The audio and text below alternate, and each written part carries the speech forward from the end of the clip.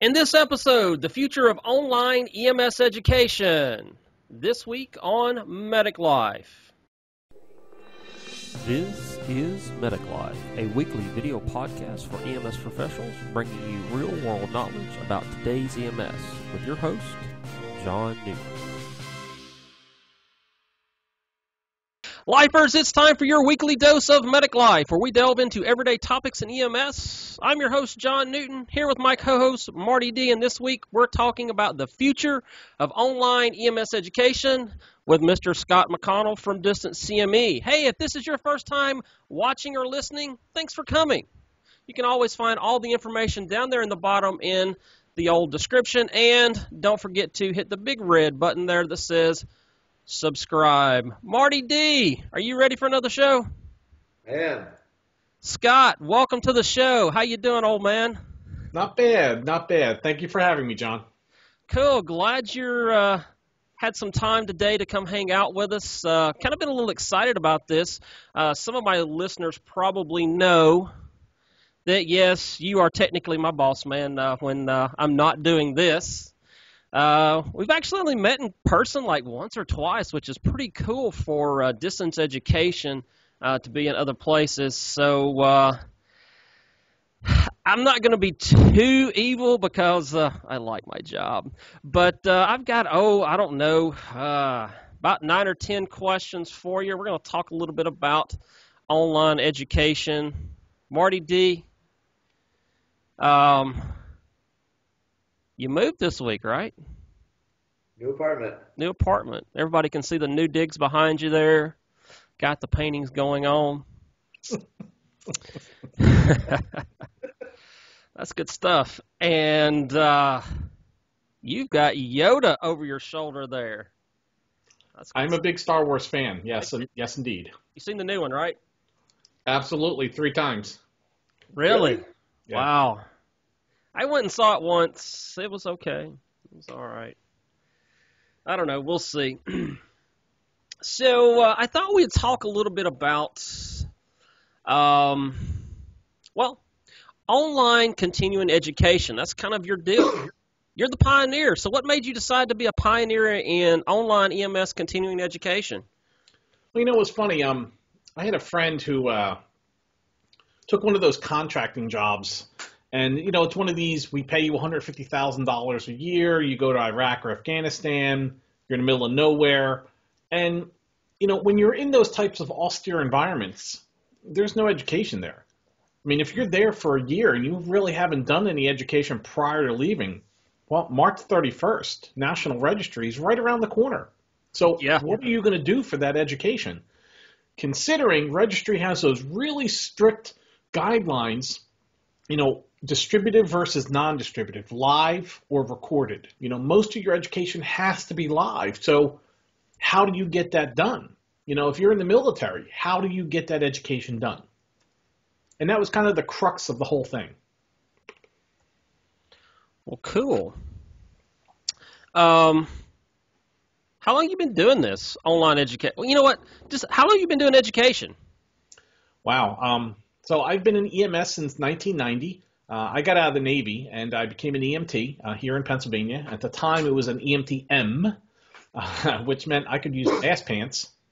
And that kind of started. About 3 years later, I became an EMT instructor here in Pennsylvania, and we all had to take an update course to become EMT-Bs. The year after, I went to paramedic school, became a paramedic, started to do transport, 911, got into critical care, got into education, really started teaching a lot of EMT programs, paramedic programs, American Heart Association courses, ACLS, PALS, CPR. And that's just kind of where it skyrocketed from there. So I've really been in EMS education since about 1993. Wow. Has it changed a lot since 1993? Other than obviously Distance CME? It's changed pretty significantly. The content has changed pretty significantly, which, you know, now that you look back at it, it's probably a good thing. You know, when I went through school, as an example, trauma patients Well, if you didn't come into the ER with 2, 3, 4 large bore IVs and dump a couple of liters of saline into them, you weren't doing your job.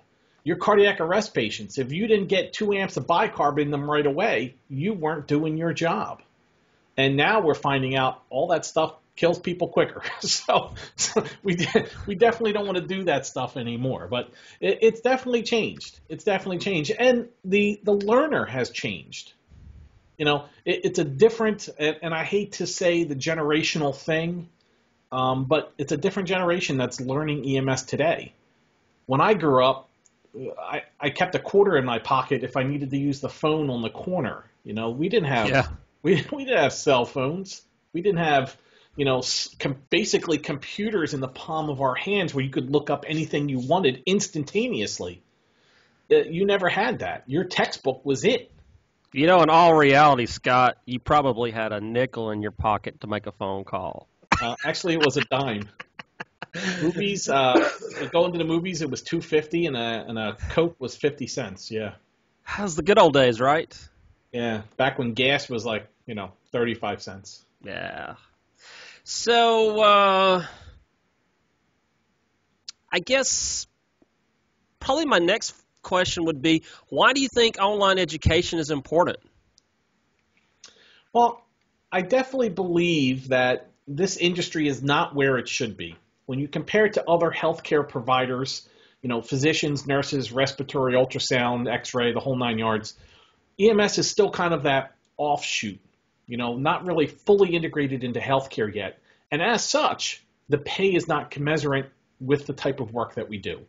So, one, the pay is let's be honest, there's a bunch of great jobs out there that pay really well.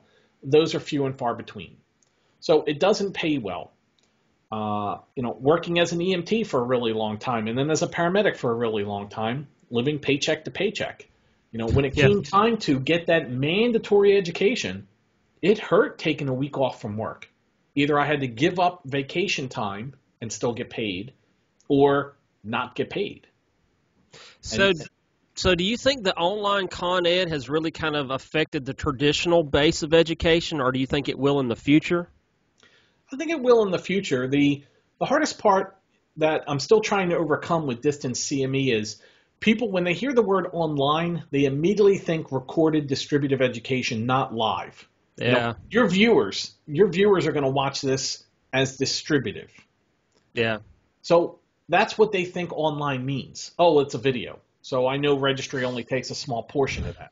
Yeah, I tried. One of the first few episodes I tried to, and it's actually a pretty popular episode, which surprised the crap out of me that people would want to sit and listen to me just talk by myself. I tried to explain, what those different F designations were, and I think there is still such a large portion of people in EMS, both students that I see every day to people I just talk to on the street when we go to these trade shows and stuff, and people just still don't understand. And people who have been providers for 5, 10, 15, 20-year providers who still don't know what that means.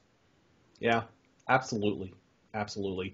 And that's one of the biggest hurdles that I have to overcome is getting people to realize that Distance CME provides live education. We're not limited to that, distributive cap that registry puts on your education.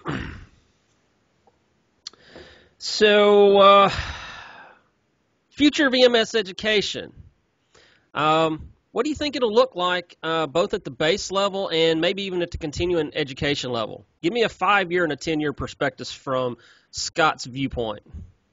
Well, I definitely see this mode of education taking off pretty quickly. It allows you to get the education you need without missing time from work, without sitting in front of a computer for days on end, and it gives you. I want to throw out a term, and I'm gonna. It's not PC exactly, but that's fine. Inbred education. Yes. Right. Inbred education. And I've actually heard this term from other people, so I'm not going to take credit for coming up with that idea. But what I'm going to say is when you work, whether it be in Seattle or Texas or Georgia or Pennsylvania, Vermont, wherever, you're generally taking brick and mortar courses. You're sitting in a classroom with the same instructors, with the same providers over and over and over again. Now, I'm not saying that there's not an opportunity for you to learn things outside of the scope or outside of your own protocols in that inbred education, but the chances are you're learning the same things from the same people just over and over and over again, which is really, really boring. I was actually pretty smart when I came up with the idea of, hey, let's have instructors across the country in different fields and different avenues that can bring more to the table, and then have the instructors engage the students. So instead of teaching a class, they're facilitating a program. Hey, Scott, like, not to cut you off, but how did that start? So you have nothing on one hand, and you have a gentleman out in Iraq, and he's like, man, you know, I'm over in Iraq, I'm serving my time, either a defense contractor or whatever it is. I get back, now I need to go through class again because I couldn't take my refresher or whatever it is, recertification. So then you start with absolutely nothing, an idea, right? And then how does that branch into hiring John and all these people across the country to have these classes? Well, the initial couple of months, it was basically myself and one or two other people who were teaching all of the courses. And the feedback we were getting from the students... All still working? Correct. I was still working full-time. I was a nurse in an ER at the time, doing 36 hours one week, 48 hours the next week. Wow. So still teaching full-time and still working full-time. The feedback I was getting from the students from around the country was, hey, that's great. We don't do that, because I was teaching from a Pennsylvania perspective. And people in Texas, California, Seattle, Iraq, Afghanistan, they were saying, hey, we don't do that here. Well, here's the literature that says X, Y, and Z works. Take this to your medical director. I have a pretty good story. We had an expat, national registered medic who I guess moved to Wales. And he was telling us, we were in the cardiac section, and we were talking about congestive heart failure. And he was saying, hey, we don't have CPAP here in Wales. Well, I went on about how CPAP works and how great it is. And to be honest, I haven't nasally intubated anybody in the last 8, 9, 10 years because of CPAP. Yeah. And he was just astounded that, we have this. I said, well, hey, why don't you find out why you guys don't have it? And he came back to me in the next class and he said, oh, well, my superiors say, it's too expensive. We can't afford it. I said, well, we use these all-in-one, they just kind of come in a bag, contraption. So I went to the squad I was working at, and I said, hey, can I get a couple of these? They said, sure, I put them in a box, and it cost me more to mail them to him than the CPAP devices themselves. I mailed it to him. I sent him all the literature. He took it to his medical director. They figured out that the masks are actually made in England, super cheap. They can import them super cheap, cheaper than it cost me to mail to Wales. He took all the literature, and he started using CPAP there because of our conversations. Was this the disposable type?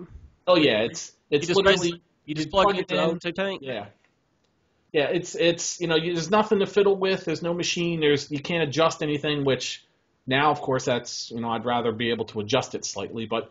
Basically, put the mask on, strap it on, turn the oxygen on, boom.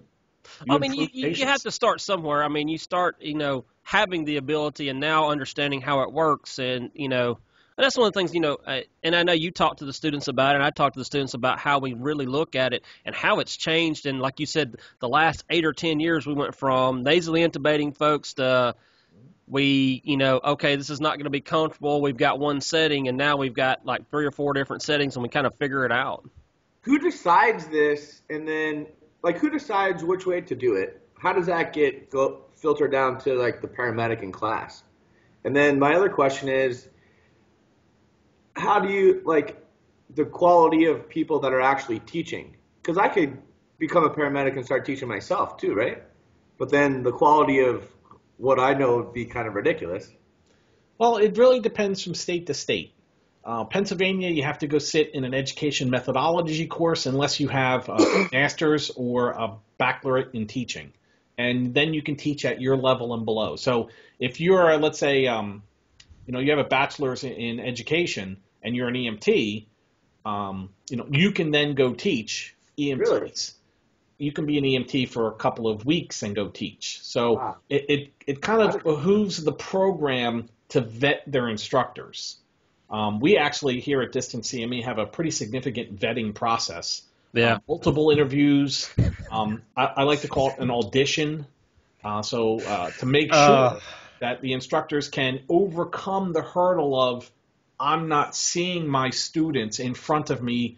I'm not seeing that body language. I'm missing out on that nonverbal communication, but I still need to keep everyone engaged.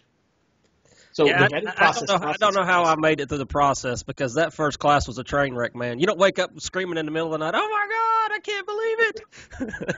Well, it was $1,000 that you greased my palm. No, That's funny. Yeah, so I 6 tried to jobs cash at EMS that that I had to work, right?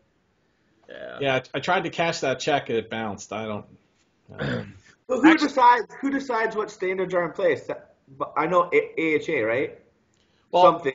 for the American Heart If I want to Association. invent something, how does that work? How do you guys know about it too? So the American Heart Association has their own standards and reviews, and then each state has either a bureau or an office of emergency medical services, and they're supposed to oversee the EMS education in their state. All right. Okay. And then each state, and this is one of the things that kind of frustrates me a little bit.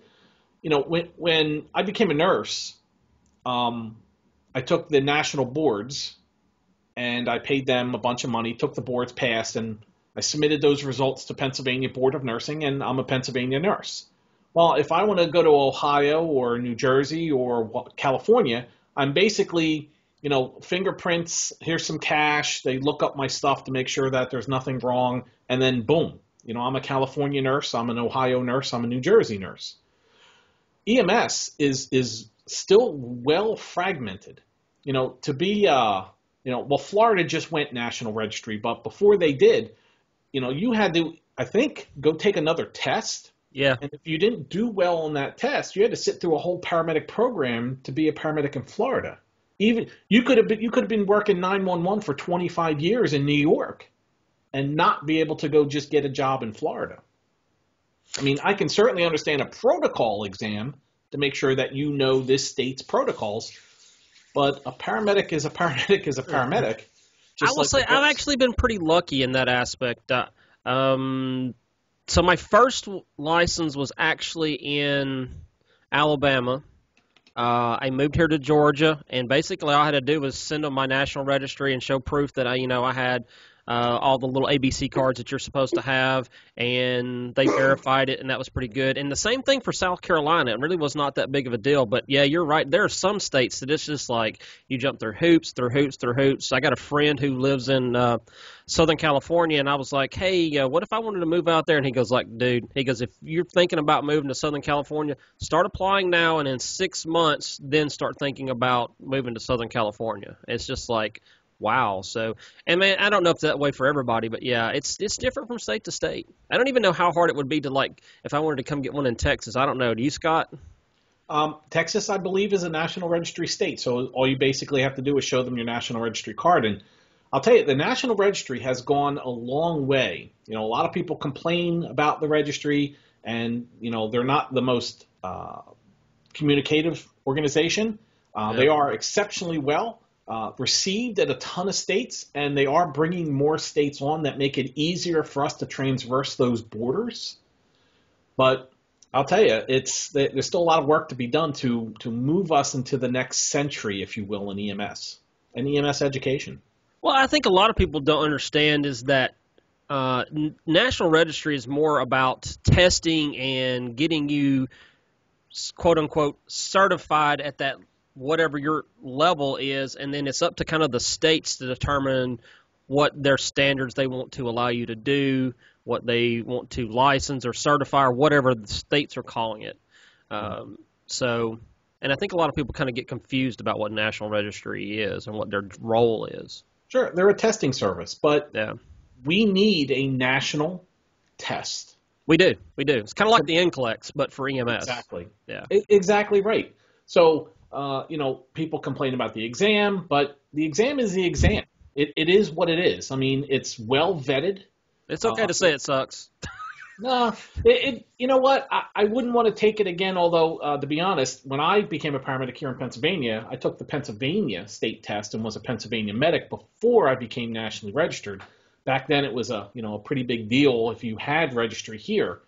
Now, of course, you have to pass registry to become a Pennsylvania paramedic, and I just kind of took it on a whim and luckily passed first time through. But, you have to show the base competency at your level. And that's what registry does. It tests you at the base level. So I want to shift a few gears here a little bit. Let's talk a little bit about, we've been talking about education, but I want to actually talk about distance CME for a little bit. So those folks at OnCourse, they acquired distance CME. When did this happen?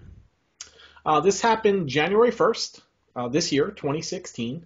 Okay. And after a couple of months of negotiations, OnCourse Learning picked us up, and it's been pretty positive so far. So what made you, as a co-founder of a successful company like this, think it was necessary to join the OnCourse, I guess, experience or whatever? Well, being more or less the first VILT C-SPEAMS accredited program, blazing the trail, I started seeing people coming up behind us. And it's a lot easier to walk down a trail that's already been blazed, if you will. Yeah. And looking at some of the bigger players in EMS, things like, GEMS, EMS One, Jones and Bartlett, when they start to look at, hey, we need to get into online EMS education, being a small business, it's hard to compete with somebody who has unlimited marketing resources, talents, A.J. Heitman from GEMS as an example. When those types of individuals come out and promote a product for their company, it's hard to wave my hand and say, well, Distance CME started it. Oh, yeah, but, this company says they're a lot better, so let's go there. It's also easier if you have a large marketing department, you have visual department, you have the ability to now create a lot more top-of-the-line content with a lot of backing behind you versus me trying to do it on an iMac. We talk a lot about in social media content and branding. I don't think content is an issue, and I really don't think branding is an issue for Distance CME, but do you think that this has made it easier for people to see the brand now, or do you think it will? This is only, a month or two old kind of deal. Do you think it'll make it easier for people to see the brand? Oh, absolutely, because they bring a lot more to the table than I ever thought was possible. We're still in the if you will, the honeymoon phase of this. Yeah. So they're learning what we do and how we do it. They're injecting things where we need boosts in different areas. So I definitely see us getting a pretty huge boost pretty quickly here. So, go ahead. Scott, plus, don't the values of OnCourse align with your values with quality education and making sure you serve the market in the right way versus just trying to throw out classes as much as possible and doing, back to what you said, more of the incestuous or inbred kind of classes? Absolutely. When you look at OnCourse's learning, they actually have a pretty unique catalog. They are the largest Con Ed provider for nurses, physicians, respiratory therapy, ultrasound, x-ray, and then they have a whole offshoot service line of people who are not in healthcare. So I never realized this, but things like accountants, building inspectors, they all need real estate agents, continuing education. So they actually service a lot of individuals. And the EMS offerings that they had, the recorded offerings that they had, although pretty good, I've actually reviewed a few of them, there weren't anything, well, one, live, and two, there wasn't a huge choice in education. So that is really where we're going to fit really well into this OnCourse niche. They have committee after committee after committee to review content.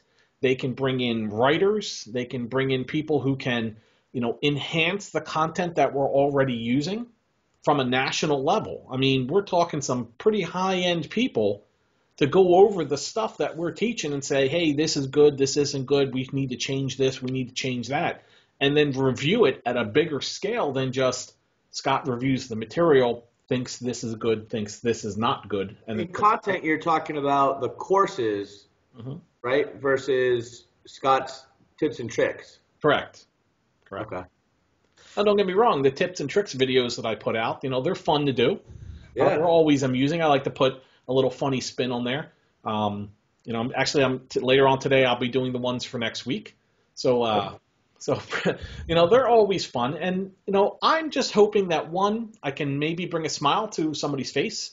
And two, if it is something that's worthwhile, like I got a lot of emails about the intubation one that I did where I showed you how to better hold, laryngoscope handle and blade and a little tip with an endotracheal tube. I've had people email me Honestly, that's my favorite one that you've done. Oh, absolutely. But I've had people say to me, hey, I tried that and that worked like a champ. I had a code yesterday or last week or last month, and I decided to try that, and it worked. That's great. So you went from an owner of a company. Your role now is vice president. Basically, we're a department within OnCourse, so you're basically still kind of like the boss or whatever, but your new title is vice president of OnCourse at Distance CME. So how has this really changed for you? How has this changed what you do, and maybe has it allowed you to do a little more from before? Well, it definitely, before, when you own a company, you can just make a decision, and that's the decision. Yeah. Now, of course, you have to run it through a couple of other people because there's always people above you. But now I actually can devote all of my time to distance CME versus while I'm still working a full-time job and then handling things as they come up. So being a little more proactive now, having a little bit more backing behind me, definitely will make a difference in distance CME. Now, but from the end customer user, the only thing that they'll see is an improved product that they get. That's funny. My next question to you was going to be for your loyal students and future students, what does this acquisition mean? And I think you answered that question. Really nothing. It's just going to be better. Is your website going to change any at all? I don't believe so. The website, we just had it redesigned a couple of months ago, and it works really well. And we get a lot of comments on our website.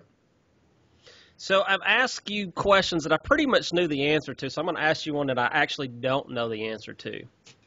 The student platform, the interaction between the student and the instructor, is that going to change? The classroom or the back-end platform? Both.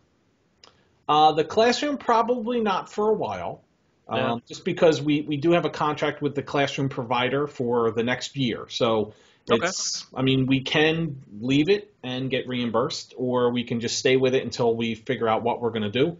I did ask that we not make major changes until after March 31st because, of course, National Registry deadline. Yeah, that's a reasonable request. Not a good idea to start changing interfaces, right, for students who are already panicking. I got to get my Con Ed.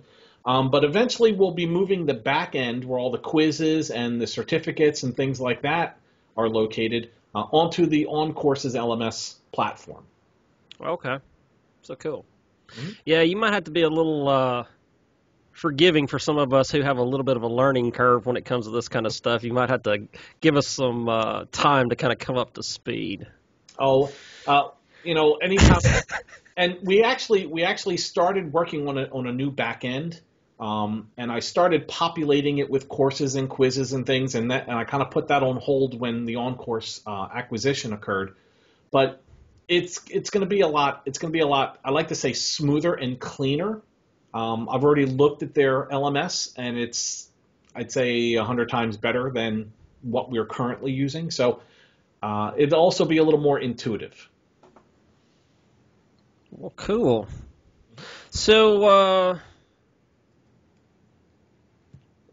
Marty D, any more questions rolling around in the old nugget there for Scott?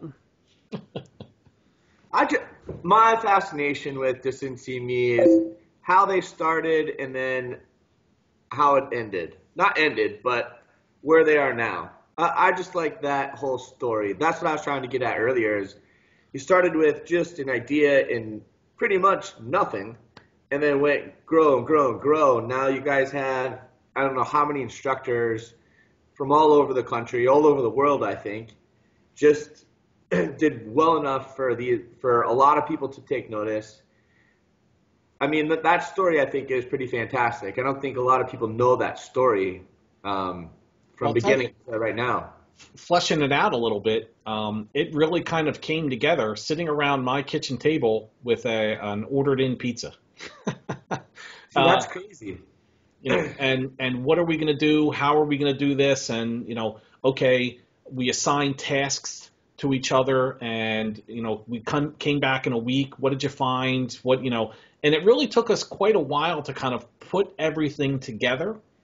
We had a bad experience with a company in India who was putting together our classroom interface for us. That didn't work out, so that set us back a couple of grand and a couple of months. We had to redo that.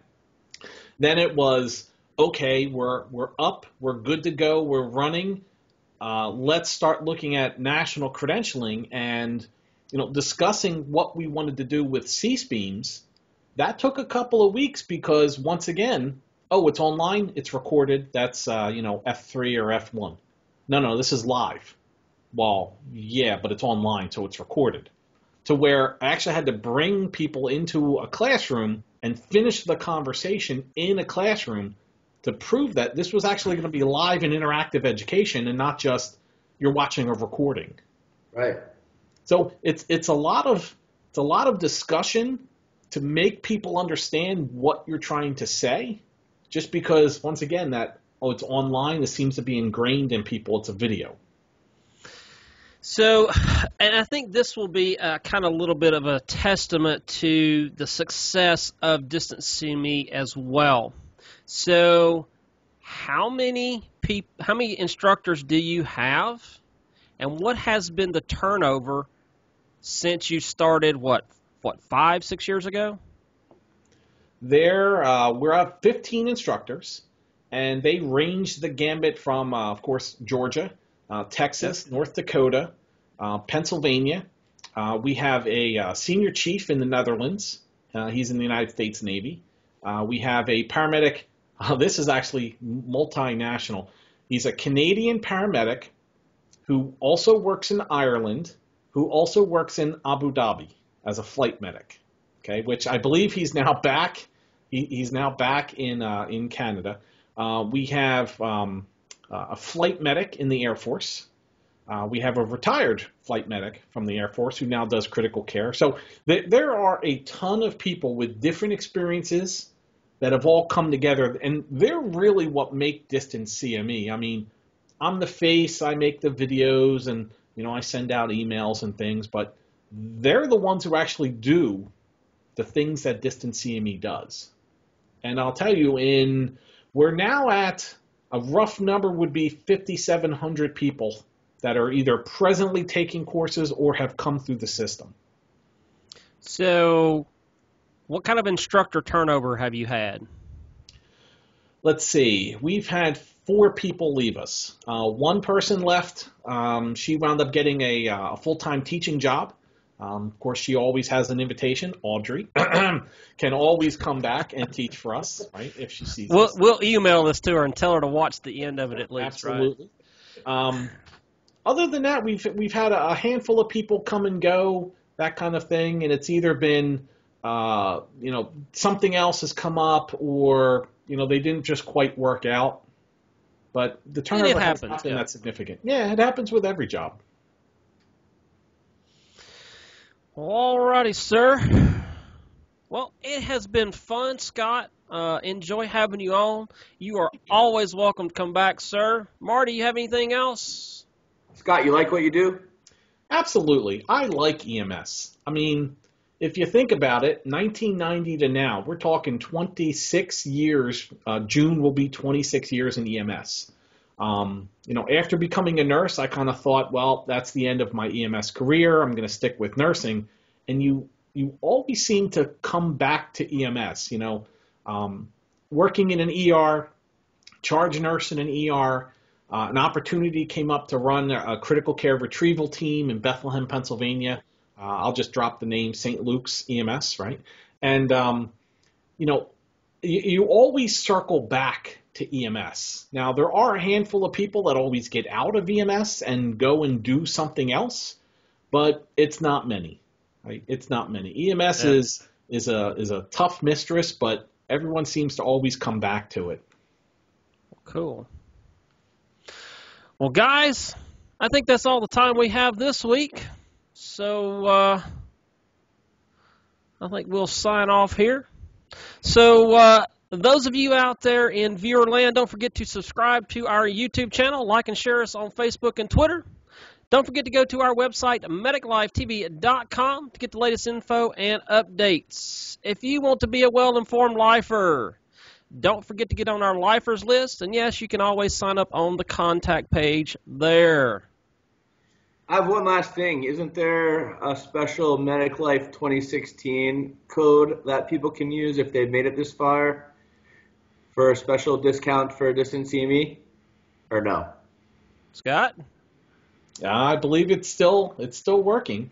Yeah. Or is it Medic Life 2016 still one word altogether? All one word, still together. And don't forget, check us out at EMS Today. We're actually we have a booth.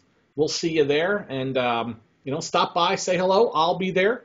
Pretty much the whole show. Well, cool, guys. Hey, for me here in Augusta, Georgia, Marty in Houston, Texas, and somewhere there in the snow-covered streets of Pennsylvania, thanks for watching this episode of Medic Life. Y'all stay safe out there.